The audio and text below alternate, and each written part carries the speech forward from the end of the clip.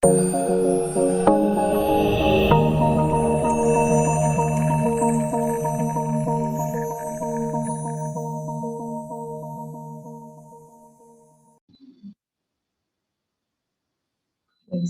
Assalamualaikum warahmatullahi wabarakatuh. Seperti biasa ya, salam sehat untuk kita semua. Baiklah, pada video kali ini kita akan melanjutkan materi kita tentang mata kuliah pengantar strategi manajemen ya. Di mana di video sebelumnya itu kita sudah membahas tentang evaluasi manajer strategi ya, berhubungan dengan faktor-faktornya juga di video kita sebelumnya ya, di mana faktor-faktor organisasi yang sifatnya itu mendukung ya, misalkan seperti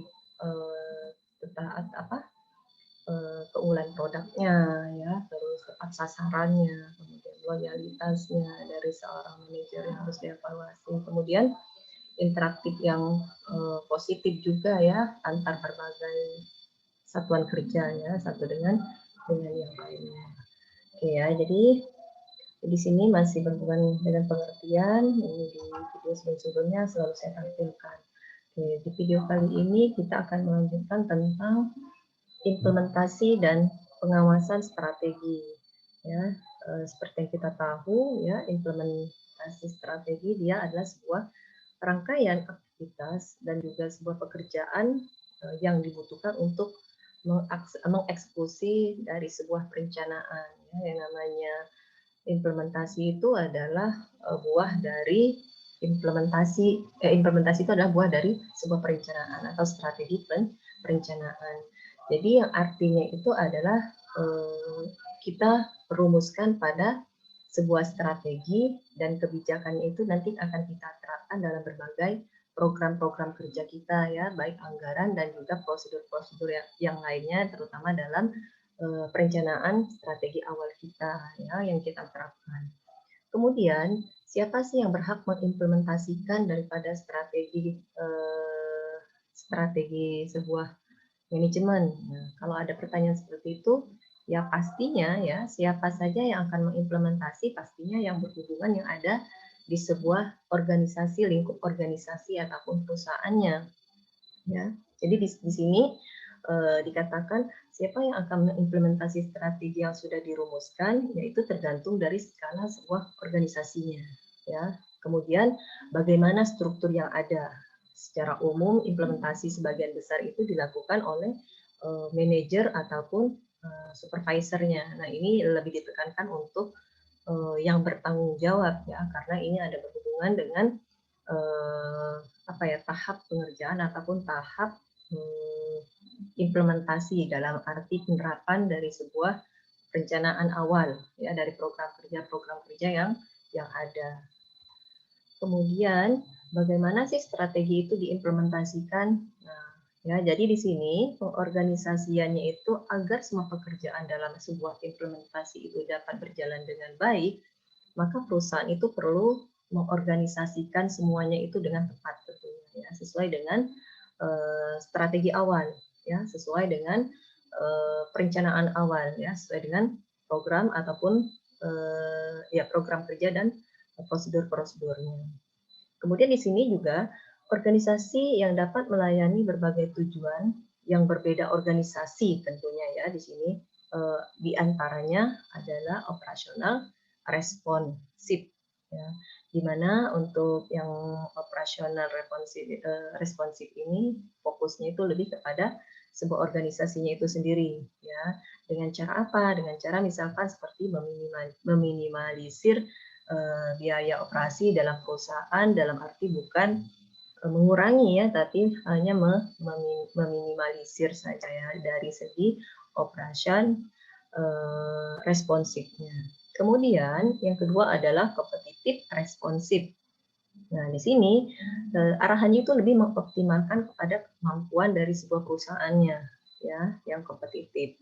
Kemudian poin ketiga adanya inovatif responsif.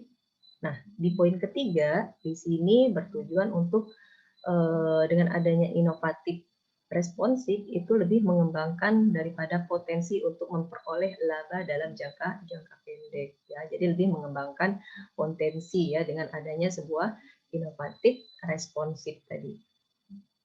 Kemudian yang keempat, entrepreneur responsif ini dia juga untuk mengembangkan daripada potensi kemampuan dari laba ya. Di sini kalau tadi di inovatifnya di jangka pendek, kemudian di sini dia potensi kemampuan labanya itu diukur dari jangka panjangnya, yang dipikirkan jangka panjangnya ya, untuk meraup keuntungannya itu yang dipikirkan dalam jangka panjang. Ya, kemudian proses utama dari sebuah evaluasi strategi ya, di sini proses evaluasi dan pengemasan strategi itu bisa dimulai dari menentukan apa sih yang harus kita ukur. Nah, jadi disitulah nanti akan ada timbul sebuah evaluasi ya dari sebuah strategi evaluasi tadi. Kemudian menetapkan standar kinerja ya dengan adanya apa seperti SOP dan lain sebagainya. Kemudian melakukan pengukurannya ya, dan juga bila ada ketidaksesuaian dengan harapan maka nanti akan ada tindak lanjutnya ya, akan dilanjutkan dengan melakukan tindakan koreksi ya ataupun evaluasi tadi ya. Tindakan koreksi yang dibuat itu nanti ya dengan tujuan tidak hanya sekedar memperbaiki saja ya atau hanya mengoreksi kesalahan-kesalahan saja, tetapi yang paling penting lagi itu adalah agar kesalahan itu tidak akan terulang kembali ya dengan adanya sebuah evaluasi ya, dengan cara yang tadi menentukan apa saja yang harus diukur ya, kemudian standar kerjanya itu, penetapan standar kerja itu sesuai dengan SOP atau tidak dan lain sebagainya gitu ya. Kemudian karakter-karakter dari sebuah evaluasi yang dikatakan efektif lah ya.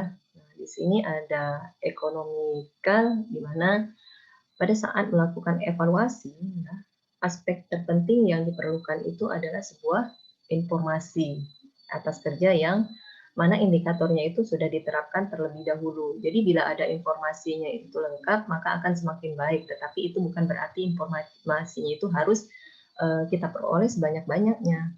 Ya, jadi kalau kita mengontrol segala sesuatunya itu termasuk mau penting ataupun tidak penting, ya itu termasuk ke dalam sebuah organisasi yang mana nanti setiap orang itu akhir kerjanya itu akan mengontrol ya dengan cara ya tadi evaluasi tadi ya. Kemudian yang kedua aspek yang bermakna. Nah, di poin kedua juga di sini ya dikatakan tindakan evaluasi yang akan kita lakukan itu harus sesuai ya, harus sesuai dengan tujuan yang telah ditetapkan sebelumnya ya, dengan cara tadi dengan ada standar kerja tadi ya, karena itulah yang menjadikan penentuan dari sebuah prioritas untuk bahan evaluasi kita ya. Kemudian kriteria penilaian itu nanti berdasarkan apa, pembobotannya akurat, itulah nanti akan menjadi sebuah poin penting ya dalam melakukan sebuah kinerja ya. Jadi dengan adanya kriteria penilaian-penilaian yang harus dijadikan indikator-indikator untuk bahan evaluasi kita. Kemudian itu tepat waktu. Nah, untuk poin ketiga, di mana evaluasi yang dilakukan itu harus layaknya itu tepat waktu, ya. Karena dalam perusahaan itu dalam situasi persaingan bisnis, apalagi kita lihat sekarang ini yang mana harus memanfaatkan hubungannya itu semuanya itu berhubungan dengan sebuah teknologi informasi, ya. Jadi bagaimanapun caranya kita harus tepat waktu ya, karena banyak sekali teknologi yang bisa kita manfaatkan ya. Jadi berbagai persoalan yang terkait dengan perusahaan ataupun organisasi tadi ya berhubungan dengan informasi, tentunya untuk pengawasan yang bisa tujuannya itu adalah yang bisa untuk dipecahkan masalahnya ya, dengan cara ya tadi kita menggunakan sebuah atau memanfaatkan sebuah teknologi ya, dengan cara mencari informasi-informasi. Kemudian peran teknologi dalam penerapan evaluasi apa saja Ya, nah, jadi untuk pemanfaatan ya pemanfaatan teknologi ini bukan hal yang baru ya dalam pengukuran kinerja karena sebelum di tahun berapapun ini sudah ada diterapkan ya dalam pengukuran kinerja perusahaan. Jadi apalagi perusahaan itu banyak menggunakan aplikasi teknologi, basisnya itu nanti ada analisa, ya analisa kinerjanya sebagai sebuah acuan daripada keunggulannya ya karena sistem analisis itulah yang akan digunakan untuk memungkinkan ya sebuah perusahaan itu untuk melakukan pengembangan pada perusahaannya ya. Oke, saya rasa untuk video kali ini cukup dulu, nanti kita akan lanjutkan di kelas Zoom kita ya dan kita lanjutkan di video berikutnya. Saya ucapkan terima kasih ya. Assalamualaikum warahmatullahi wabarakatuh.